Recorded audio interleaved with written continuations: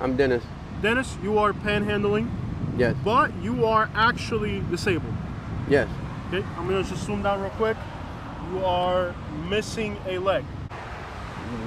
Yes, I do. But first of all, I don't like to be singled out. I don't like to be recognized because of my disability. I don't want any other treatment. I don't want any. I'm not better than anybody else. I'm a person like everybody else. Well, yeah. I mean, you get all these people. I see plenty of people daily working arms, working legs, and more than capable of getting a job and working. And I'll tell you what, if I could be working right now, I would. I would work 7 days a week, 24 hours a day, damn near, 10, 12-hour days. And my life's been taken from me. My life as I knew it, working 40 plus years, sun up to sundown, my life as I knew it is over and have to adapt to this. People don't, when they see you on the street, they automatically,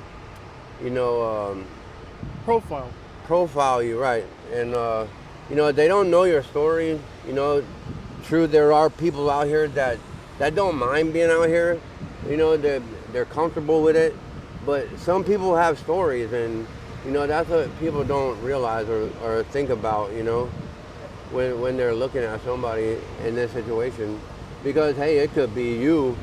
It could be your son. It could be your daughter. It could be anybody. And, some people don't think of it that way. You could be walking through here and hit a hole and break your, you know what I mean? I fell 15 feet. And that's why I've ended up this way. You got to do what you got to do, man. And a lot of counties, cities want to take you to jail over it, but so panhandling is not against the law. It is an ordinance that cities adopt, which make it an arrestable offense or a ticketed offense. There's attorneys in other cities ordinances, and I actually beat the ordinance in the city of Daytona. So I feel good about that because I almost dropped that. I almost, pulled myself out of the case against the city because I had, this is a city, a tourist destination. You got Bike Week, Biketoberfest, Daytona 500. You got Rockville. I mean, spring break. It's endless, tourist destination. So I felt like, we didn't stand a chance in hell of beating the city against this ordinance, and I decided to stick with it, and I'd be damned if we didn't win, and that makes you feel good, just to know that. You already closed it. You won it already. Well, we won it already, but now it's an appeal to an appellate court, and while that's panhandling is now legal in the city of Daytona. Period. Okay. Anywhere in the city of Daytona is now legal, period. You gotta understand,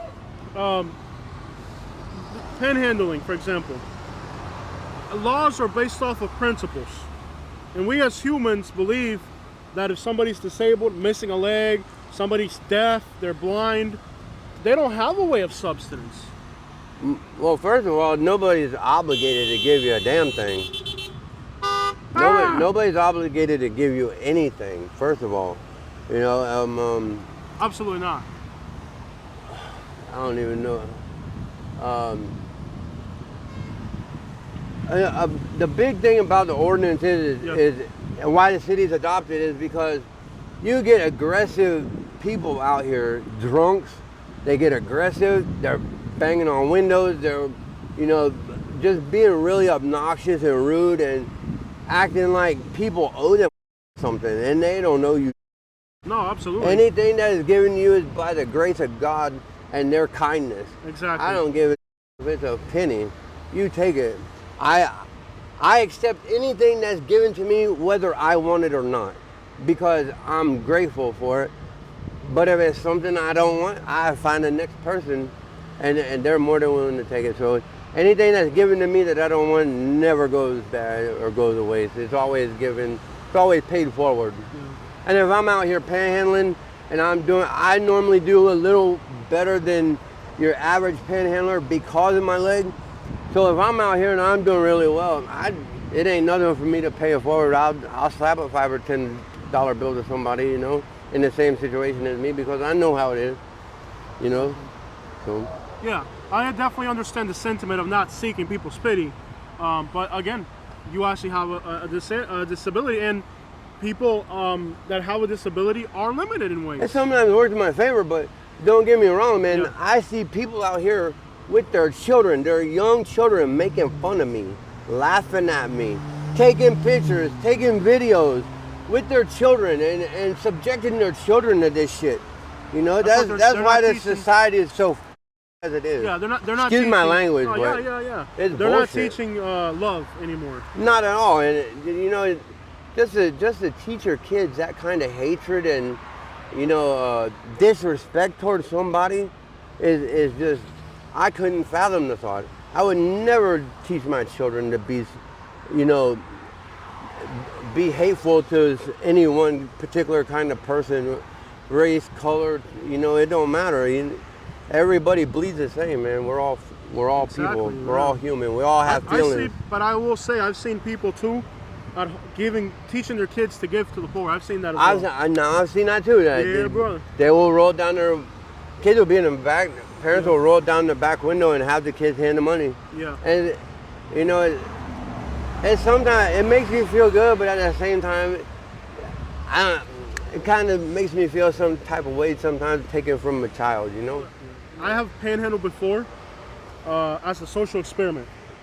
I gave the money to the people that were already at the spot. It is the most humiliating thing I have ever done in my life. Oh my God, it's humiliating, it's degrading, it's embarrassing, and every day I dread getting out there. I really do, because I know what's coming and what's to be expected and not to be expected. Man, it is very humiliating and degrading. Yeah. It like is. Sometimes I'm out doing what I'm doing, interviewing people, and I'll be at the intersections trying to find people to interview them, and somebody in a car will give me a dirty look like if I was panhandling. Yeah. And I'm sitting here like, it's a complete blank statement. No, I'm out here with my wife, and she tells me she says that she would never nobody give her money, blah blah blah.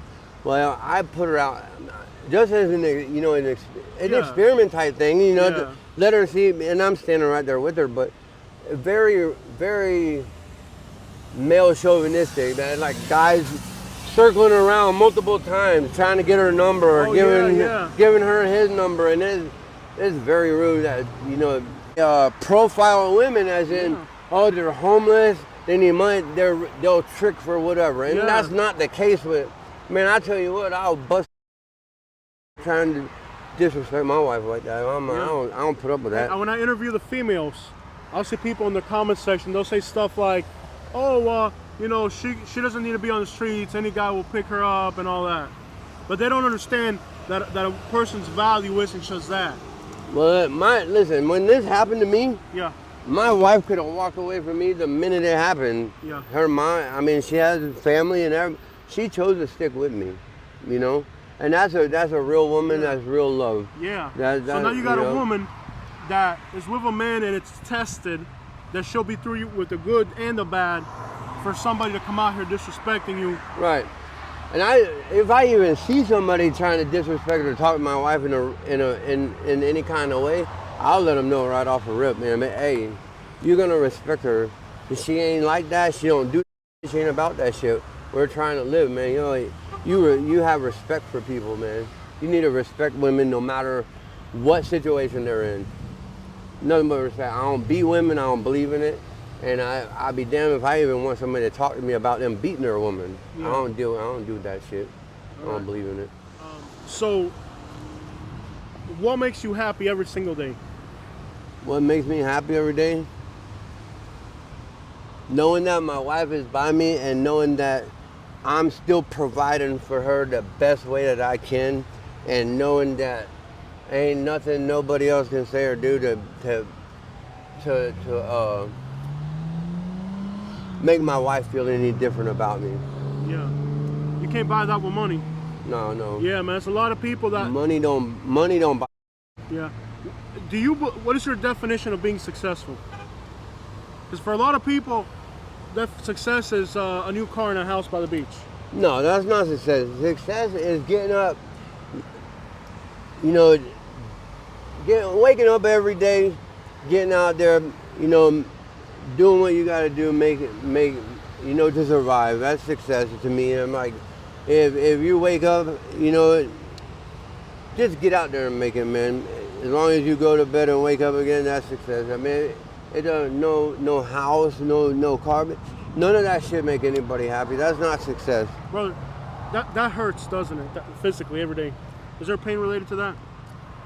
Not I mean, there is. How long ago did that happen? 5 years ago. 5 years ago. Does it still hurt your body? It's still a phantom pain. Okay. But there's daily discomfort. Is there daily discomfort with that? Yeah. Okay. Yeah. Okay. Yeah. All right. Because I had a minor surgery a year ago and I'm still in pain. Yeah. I couldn't imagine the pain. I get people with their legs in a cast or something. Oh man, we're in the same situation. Man, we're not in the same situation. No, At least you got. Yeah. You got your. Without a doubt. I was standing in line at a gas station, and some lady come running up to me. Oh yeah, I just want to show. I got a new knee. I mean, like, what the do I care? People are rude, man. Walk up to me, and you know, ask me what happened. Like they're my best friend. You know, I mean, this is rude. You don't just walk up to somebody you don't know and, hey man, what happened to your leg?